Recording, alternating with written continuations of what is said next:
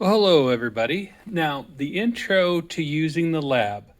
And as you guys will see that I have 8 computers in the art room, 2 in the studio room. There are 5 older monitors and they're used differently. Hopefully, they'll be replaced by the end of the year. If not, you'll know what to do. The first thing that's very important, and I'm just going to reach around, or maybe I'll move the camera a little bit, is the old monitors have pens that are battery operated. You should gently remove, as you can see, that little thin little charging thing is point barrel is very fragile, and don't twist. If you break the end, there's no replacement for these that's worth it. Let me put it that way.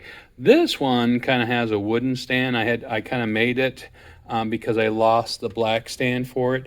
The other thing that's common to all digital monitors that's behind is these little stands that have the gloves on them. So I'm going to grab the glove right now, take it off the stand. You don't need to move the whole stand out. And I'm going to put it on. It goes on the bottom half of your fingers, see, like that. And every week I'm going to go and get them washed. And so before I switch computers, let me just show you how to sign in. It's going to be the first part of your email, which is going to be different between students and staff members. As you can see, mine's Aonesto03, and I totally misspelled my name because I'm in the dark to get rid of the yellow lighting that is being caused by our lights. Maybe I'll get those replaced one day. And of course, staff members can pick their own. Guys, I think yours is like, correct me if I'm wrong, I think it's your last name, your first letter of your first name, maybe it's your first letter and then your last name, and then it's like the numbers. I don't know what they did for the numbers for you. And then your password should be your lunch number without the zeros. Or maybe it is exactly your lunch numbers. And then you just sign in. So when we come back, you'll see me sign in. I'm going to be on one of the newer ones, and I'm going to just briefly go over how the new ones go. And the old monitors also have protective film on the top. Don't peel that. And I'm going to do the switch over. All right, I am back. And I want you to just see this little piece right here, which is upside down. This is where the pen is. As you can see, I got this monitor kind of laying down a little bit. And I'm going to gently just adjust because I want you to see what's off to the side. And I don't have the greatest video set up here, so bear with me. I'm making this video longer than I need to. I am going to put the glove on. Different kind of glove, says XP Pen. And my extra ones that I buy, please do not lose them. Please keep everything nice. Put the pen where it belongs. They cannot hit the floor. And I have the mouse available for you guys to use. I'm somebody who finds it easy to have the keyboard, which is on top. Mouse, I wish I could have the keyboard on the side, but it's just not the reality of keeping things straight. So we're going to talk about each of the programs. First is going to be FireAlpaca, and it's a free program. As you can see, an ad pops up, and I just hit OK. It's all good. And then File, and I'm going to do New. I'm going to hit OK. And you probably should do this with each of the program, but some of the free programs, what you get is a transparency. I'm going to get rid of the transparency somewhat. I'm going to add a layer. I went to layer and hit add, and you can see it's over here. It's highlighted. I'm going to go to the dump bucket, and I'm going to go to white. And I'm going to just drop, go back to black, and then here are all my tools. Now, in each of these programs, you will find, and don't forget to switch, you will find different things, as you can see, there's pressure sensitivity, and this is pen, and you can make a lot of nice effects. Pencil, which is different. You see, I haven't changed the color, but it gives you a very pencil-y look. Airbrush, if I need to do some shadowing, I might do some airbrush, but look at when I overlap, how dark it gets. So keep that in mind when you do airbrush. There's two different kinds of airbrush. There's the flat brush, which has a more grainy brush stroke look. And if I go over, I can get it darker. And you explore. Now, the key, you're gonna have to watch the videos. Each video has their set of tools. The problem is people try to outsmart the program. Because they're used to this program or that program, you guys need to kind of learn other programs, because whoever's gonna hire you or pay you, I want you to look at this. See how I'm having some trouble increasing the sides. I can, see, this is my problem, is somebody reprogrammed my monitor. And this is one of the reasons I chose to do this one. I'm doing this on the mouse.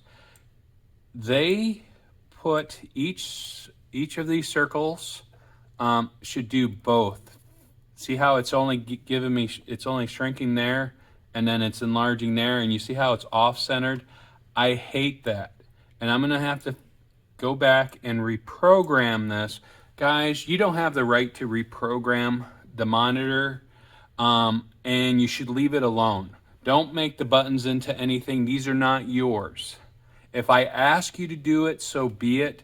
As you can see, this is not a demonstration of how to per se use the monitors. It's you telling you to stop messing around with the programs. You get frustrated, you start clicking out of stuff, and what you do is you permanently change the program for everyone who's going to use it after you, and then we have to figure out how to do it, because we have several programs that we can use. I can't remember exactly how to fix each and every one in a timely fashion. So you deprogram, you change something up, you know what? I think I'm gonna make it a rule that you guys will have to wait a day, because I'm pretty frustrated with that kind of behavior. And it's arrogant to like decide you like a setup better and change it for everybody. We're gonna use the standard setting because that is the standard setting. And one, I know where the tools are. Two, somebody else, it makes things better. Oops, I meant to do new. New, and as you can see, I'm just using the standard. When this one pops up, I don't like that page. It is a comic book size page, which is nice, and it's in the basic brush. As you can see, this is Kurta, and it has a very nice touch. On the older monitors, I wouldn't use Kurta. It's a little too loose, but on the newer monitors, it's perfect. And Kurta, we'll talk about a little bit of animation and stuff like that. And let's see how see how it works for this program. I was able to touch the red here because that in Fire Alpaca, somebody changed the settings. And because they didn't know what they were doing, they kept adjusting stuff. Please don't do that. It's good to explore, but make sure you reset the settings. And all I'm going to do is go to the default settings. But unlike the other program, you can see that all my devices, all my tools are on this side. And you see I have a little more options than I do have in Fire Alpaca. And then there's my layers if I want to just add a layer. Let's see, paste layer, and I'm going to tell you there we go, new layer, add paint layer. Forgive me, I'm not as well versed in Kurta, and as like I said, it has great sensitivity with the paintbrush on this. So, and the final program, and it's not going to be final for long. As you can see, I have Clip Studio. I'm just needing to activate that, and then Blender. I'm probably a year out from using Blender.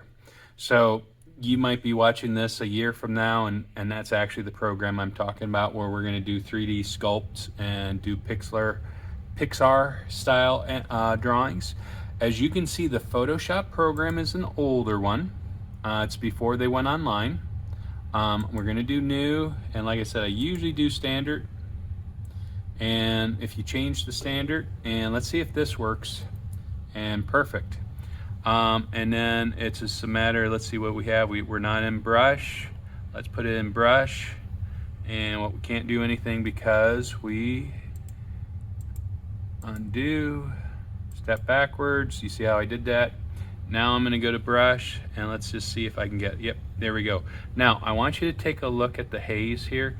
I will find that things are a little more pixelated with the old Photoshop program. And I'm going to go to pencil tool, and as you can see, you see the pixelization there. Sorry, because it's an older program. So I'm like, when I'm teaching, I only use Photoshop as an editing tool, and we'll just skip that. That's the school's problem. And like I said, I will open up Clip Studio for Access, which is one of the premier programs. Curta is very good. I'm not as familiar, but Fire Alpaca is an excellent drawing program and will be fine. So guys, I'm putting my pen back. I'm putting my glove back when I'm finished. But what do you do when you want to save your image? Let's go back to Fire Alpaca, which is open. And first thing I'm going to do is save as, and you see how it says Fire Alpaca. If I save it as a Fire Alpaca document, it won't open in some of the other programs. PSD means Photoshop document. If I want to save a layer, I will save all the layers, and I'm going to put test, and I'm going to save that. And let's just say I also want to save it as a JPEG. So I will hit save as, don't just hit save, and you see how it's still test, but I'm going to switch it to JPEG, and I'm going to save there. So I have two files, one with layers and one that I can use in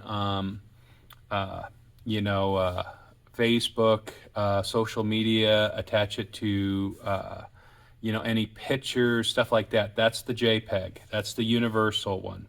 Now, if I let everyone go through the hard drive, which is one of the, because you have to delete your stuff eventually, and because you can't grab one computer and have that computer for a whole trimester, you're going to have to open up your Google Chrome. And I might have clicked it twice, so I don't know how often so I'm logged in. If it's the first time, you'll have to do the full login. Remember your password. I'm going to hit my Gmail. I'm going to compose. Let's just do this so you don't have to see all my other emails. And this is where I can actually just email myself. It may not show up, sometimes it does, and I usually do what kind of artwork I'm doing.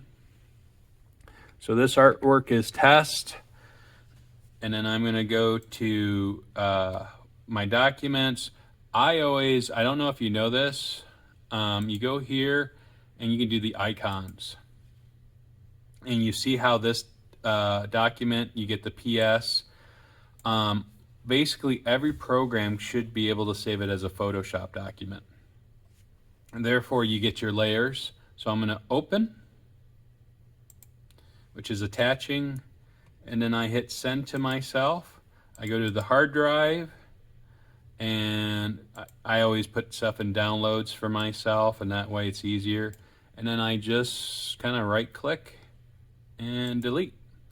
And by you doing that, you keep the speed up too in the memory, so you don't have any lag time. Because guys, you're doing yourself a favor. and I better put that glove where it belongs. You're doing yourself a favor. So guys, just remember these basics: how to save, how to send, what you should do on stuff. And please, guys, remember what I said about reprogramming. You will accidentally do it, and don't be afraid. Just let me know. But I mean it. I might have to wait a day just so I can sit down, because if I try to rush fix it, if you've never used technology, it's not. Sometimes it's how it should go. It doesn't always go. Does that make sense, guys? I was going to cut that video a little too short, and before I say goodbye, I need to show you. See this little emblem there? Now my name pops up. Click on that. Do not turn the computers off. Just sign out. And signing out, because when you turn the computers on and off, you can kind of glitch them up. And sometimes if you do have problems with the program, you just might need to shut down the program or even restart the computer and log back in. Those are the basic solutions for those two, because you will, when we deal with free programs, even Clip Studio and Blender at times, we will have glitches just from loading up, okay? Especially when everyone tries to load up. The other thing is there's not a lot of room between computers, so be courteous with your space that you're taking up. Don't be obnoxious with it, okay? All right. Now I will say bye-bye.